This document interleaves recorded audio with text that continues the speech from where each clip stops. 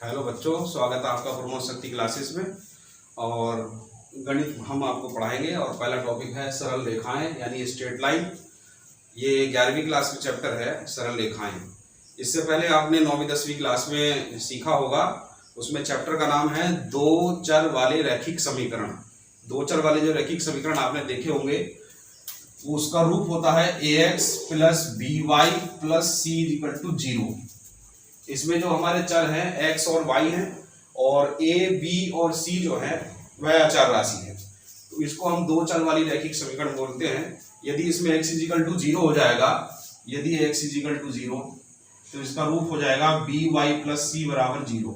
तो इसको हम कहेंगे एक चर वाली रैखिक समीकरण, केवल इसमें एक ही चर है y। इसी प्रकार से यदि y बराबर 0 हो जाएगा तो x में समीकरण आ जाएगी, तो एक चर वाली रैखिक समीकरण हो जाएगी। इस बात को ही खत्म करते हुए हम 11वीं क्लास में आते हैं। 11वीं क्लास के हिसाब से रैखिक समीकरण है, देखिए समीकरण जो होती है, रेखाएं जो होती है वो तीन प्रकार की होती है। अब जैसे ये कोई भी प्लेन है, प्लेन में हम रेखाएं तीन तरीके से खींच सकते हैं। एक तरीका है क्षैतिज रेखा, और दूसरा तरीका है ऊर्ध्वाधर रेखा, और तीसरा है तिरछी रेखाएं। तो सबसे पहले जब 10वीं क्लास में हमने कार्तीय तल पढ़ा था तो उसमें कार्तीय तल को चार भागों में बांटा जाता है। एक क्षैतिज रेखा से जिसको हम बोलते हैं x अक्ष, एक ऊर्ध्वाधर रेखा जिसको हम बोलते हैं y अक्ष। अभी क्योंकि हम पढ़ रहे हैं सरल रेखाएं और रेखाओं के समीकरणों की बात कर रहे हैं, तो हम यहां पर ये भी कह सकते हैं कि यह भी तो एक रेखा है और यह भी तो एक रेखा है, तो इनका समीकरण क्या होगा। तो सबसे पहले जब कार्तीय तल में बात होगी, सबसे पहले इन दो रेखाओं के बारे में हमें पहले से जानकारी होनी चाहिए। तो ये जो दो रेखाएं हैं, सबसे पहले x अक्ष का समीकरण, x अक्ष का समीकरण y बराबर 0। देखिए जब हम ये होता है मूल बिंदु, जब दाईं ओर तरफ जाते हैं तो x अक्ष की वैल्यू बढ़ती है, बाईं तरफ जाते हैं x की वैल्यू घटती है। और जब हम खाली x अक्ष की बात करेंगे तो ना तो इस पर y की वैल्यू एग्जिस्ट करेगी, ना y की वैल्यू नेगेटिव एग्जिस्ट करेगी। ना तो हम ऊपर जा रहे हैं ना नीचे जा रहे हैं, खाली x अक्ष की बात कर रहे हैं। तो इस पूरे x अक्ष पर y की वैल्यू 0 है, इसलिए इसका समीकरण का नाम दिया गया है y इक्वल टू 0।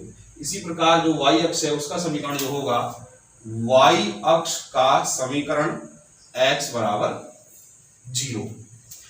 अब और भी ज्यादा क्षैतिज रेखाएं हो सकती हैं। ये जो क्षैतिज रेखा है ये केवल रेफरेंस है कार्तीय तल को चार भागों में बांटने के लिए। और भी क्षैतिज रेखाएं इस प्रकार से हो सकती हैं जो x अक्ष के समांतर होंगी, या तो नीचे होंगी x अक्ष के, या x अक्ष के ऊपर होगी, यानी y अक्ष की पॉजिटिव दिशा में या फिर y अक्ष की नेगेटिव डायरेक्शन में। तो यहां पर जो हमारी x अक्ष के समांतर रेखाओं का समीकरण होगा वो होगा x अक्ष के समांतर रेखाओं का समीकरण y equal to b। y equal to b से मतलब है चाहे y इक्वल टू a कह दिए, y इक्वल टू c कह दीजिए, यानी कि y की वैल्यू कितनी है वहां पर। यानी जैसे मान लीजिए हम इस लाइन की बात कर रहे हैं, लाइन 1, ये लाइन 2, लाइन 3, लाइन 4।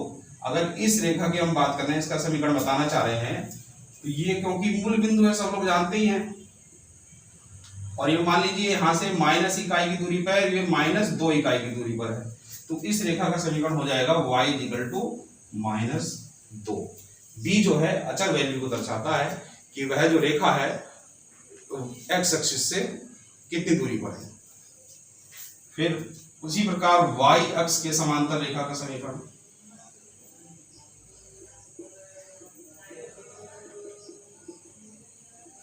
y अक्ष के समांतर रेखा का समीकरण होता है x इक्वल टू, जैसे यहां b लिखा था यहाँ b भी लिख सकते हैं, a b c d कुछ भी लिख सकते हैं, कहने का मतलब अचर वैल्यू से है। तो x इक्वल टू a कह दीजिए, कोई दिक्कत नहीं। तो y अक्ष के समांतर यहां पर लिखा है y अक्ष के समांतर रेखा का समीकरण, अर्थात जैसे y अक्ष के समांतर हो जाएगी ये वाली रेखा हो जाएगी। मान लीजिए x अक्ष से 1 इकाई की दूरी पर है, तो इसका समीकरण हो जाएगा x इक्वल टू 1। अगर नेगेटिव डायरेक्शन में है, मान लीजिए 3 इकाई की दूरी पर है, तो इसका समीकरण हो जाएगा x इक्वल टू -3। इसके बाद होगा हमारा तिरछी रेखाओं के समीकरण, वो हम अगली क्लासेस